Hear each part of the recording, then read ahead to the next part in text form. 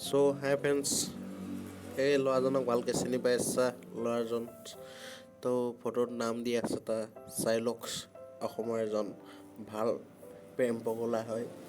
চ' friends ইয়াক দেখিবলৈ পাইছে আপুনি দুদিন আগত আপুনি এতিয়াও পাব আপুনি তাৰ ফেচবুক একাউণ্টত জান গগৈ বুলি আছে আপোনালোকে চাৰ্চ কৰক দেখি পাব এজন কেনেকুৱা ছোৱালী পগলা। কাৰণ সি এজন অসমৰ ল'ৰা হৈ বা অসমৰ খিলঞ্জীয়া হৈ অসমৰ এজনী ছোৱালীৰ ওপৰত এনেকুৱা এটা নিৰ্যাতন চলাইছে।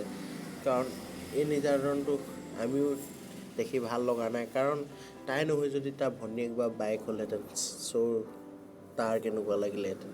ঠিক তেনেকৈ এজনী ছোৱালীক ওপৰত নিৰ্যাতন চলোৱাৰ আগত ভালদৰে ভাবি ল'বা কেনেকৈ কি কৰিব লাগে। চ' তোক মই য'ত লগ পাম ততে তোক কিন্তু মই বাই আছোঁ, চাই থাক।